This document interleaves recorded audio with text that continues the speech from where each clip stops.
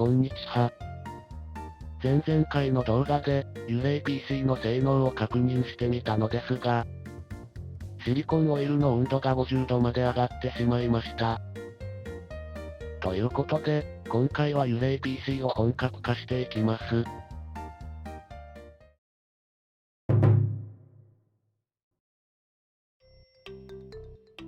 用意した材料はこちらです。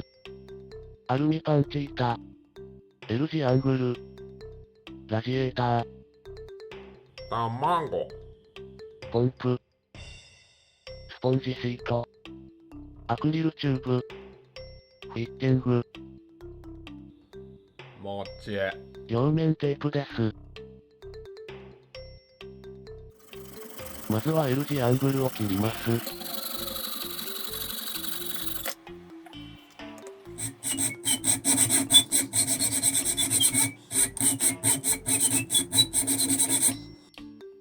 バリ。アルミパンチ板も切ります。バリ。仮置きすると、こんな感じです。フィッティングをつけて、いい感じです。アクリルチューブを切って、バリ。耐水ペーパーで仕上げました。仮付けすると、こんな感じ。部品待ちなので、とりあえず、色を塗ります。脱脂して、黒く塗装しました。みんな大好き、3M の両面テープで接着します。接着すると、こんな感じです。残りはアクリルチューブの曲げなんですが、部品が来ないので、お弁当にします。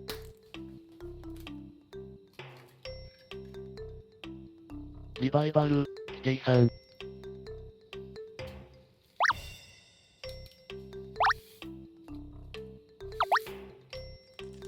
混ぜ混ぜして、餅を置いて、レンチン。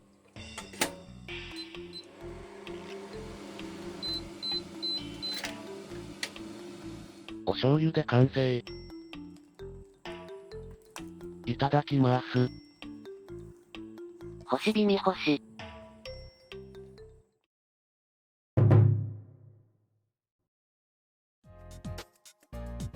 届きました。チューブを曲げるときに使用するインサート材です。初めて買ったのですが、ゆるゆるなんですね。これも買いました。曜日のホットエアガンです。Amazon の日本製で、一番安いやつを購入しました。風量はローとハイの2段階。温度は50度から550度で、無段階に調整できるようです。アクリルチューブを曲げていきます。3回ほどやり直ししました。コツは、ゆっくり広い範囲を柔らかくするのようです。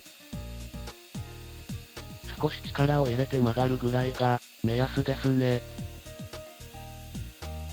ベンディングツールを使用して、直角に合わせます。冷めるとこんな感じです。綺麗な R になりました。ちなみに、失敗作がこちら。インサート材を使用しないと、潰れてしまいました。温度が高すぎると、アクリルに気泡ができてしまいます。曲げたチューブを組み付けます。必要な長さに印をつけて、切ります。組み付け。曲げの箇所が一つだけであれば、長さは、後から調整することができるので簡単ですね。最後にファンを取り付けます。ポンプとファンの電源は、延長ケーブルを使用して、ケースから出しています。LED の電源は、フラクタイルデシグンの RGB コントローラを使用しました。完成です。PC ケース内のシリコンオイルは、上のチューブを通って、ラジエーターに導かれ、ポンプを通って、PC ケースに戻る構造になっています。ファンの延長ケーブルと RGB コントローラーは、HDMI コネクタを加工して通しています。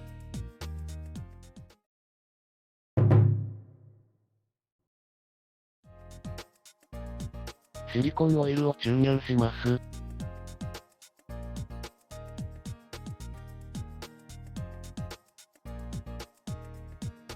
オイルは前回まで使用していたものを、ろ過して再使用しています。約 2kg 入りました。今のところオイル漏れはなさそうです。早速電源を入れてみます。スイッチ、オン。フ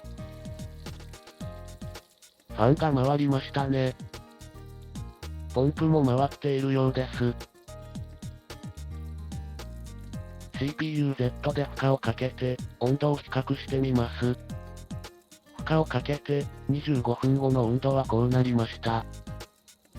クーラーでオイルが約10度、冷やされたことにより、CPU の温度も約10度低下しています。期待していた通りの効果が得られました。